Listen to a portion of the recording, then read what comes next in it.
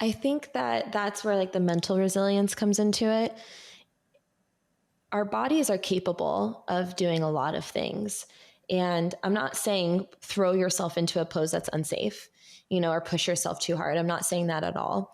But a lot of times the mind is what's weak, and it's the mind that's like, I can't do this. This is really hard. And it's like that panic. And what tends to happen is the breath follows the mind. And so you have like this like panicked breath, and then you have the panicked mind, and then you're like coming out of the pose, and it's like very emotional and very reactive.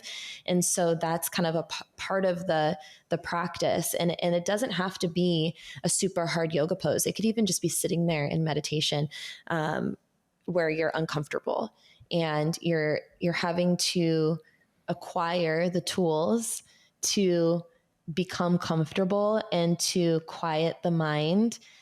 And it's through breath regulation that we do that. And then you find that you can do a lot of things that maybe your mind was like, I can't do that. Right. Yeah. And that applies to your life. Right. So that applies to the job. It applies to the job. And so, if we can learn to do that while sitting, then we can learn to do that in other aspects of our life or our career. And so it applies.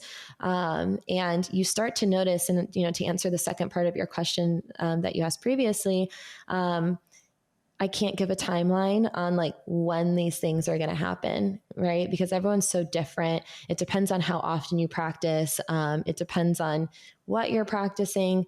And so I can't say you will have a 6-pack or you will have, mental resilience within a week. It's a process. But what tends to happen is you start to notice little things. For me, because I had panic attacks and anxiety and, a lot of like deep seated issues that I was trying to process, I started to notice it in very subtle ways at first, but they had such a big impact on my life. And one of those was social anxiety. I couldn't go to crowded places. I couldn't go to like the mall and wait in line or the grocery store. There have been many times where like I've had a full like, breakdown and left my cart somewhere and like ran out of the store. And so through the yoga practice and that breath control and, quieting the mind and, regulating the nervous system, I noticed little subtle things where I'm like, oh, waiting in this line at the grocery store is tolerable now. I don't feel like I have to panic and run away, or sitting in traffic, where you're like, I'm not stressed about this at all. It's subtle things, or the ways that you handle confrontation or, things in a relationship that may have triggered you before and you may have had like a big reaction to it. Now you can pause. And I talk about this a lot because this is, I think, the biggest gift that yoga gave me was the power of the pause. Having the ability to choose how you act and react to situations. And a lot of times we're so emotionally driven. And I especially I was super nasty, super reactive. The moment that something, I thought like someone was saying something negative to me, I automatically had a response to it. And it usually was something I regretted later because it was pretty nasty and like, not the best. Usually when we respond out of emotion like that, it's usually not the best, and we have to then like eat our words or like try to dig ourselves out of this hole. And you're like, dang it, I wish I would have just taken a breath and paused. And so, I think that when you start to practice, a lot of times you start with the physical, right? Because it's tangible. And that's how I like to approach the practice, especially with first responders, is let's get your body feeling better, whatever that means. If you're wanting to build more strength or more flexibility, more mobility, which is usually what it is usually more mobility. Let's start there. Let's get your shoulder feeling better. Let's get your low back feeling better.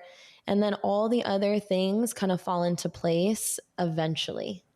Yeah. And it's based on the individual and how receptive you are to it too. So I can't really give a timeline, but I will say that you'll start to notice like subtle things where you're like, wow, like this is amazing. And this has like such a big impact on not just like my job or my career, but also my personal life and my relationships. Yeah. Is it capable of, and this is the one thing I don't know, like, do people lose weight while they're doing this? Yeah, absolutely. They can. Yeah. I think that Okay. it really triggers a healthier lifestyle or Okay. promotes a healthier lifestyle. And, I think that could be said for a lot of different physical exercises, but in yoga, you're detoxifying the body in a lot of different ways.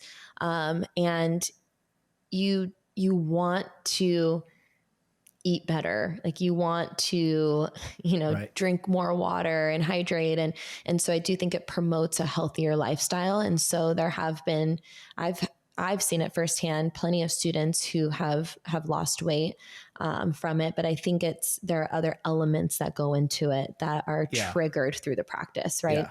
That makes sense. And the reason I ask is because I just know that, like, if a cop's sitting back and he's looking, he's like, all right, I need something. I need another tool. I need to try. Like, if they're like me, especially, if I get bored with something, I try something different. I worked out with kettlebells for like 2 years, and then I got bored. So then I switched it up to, I say bodybuilding. Their exercises or their workouts is what I was doing. I was no intentions of being a bodybuilder.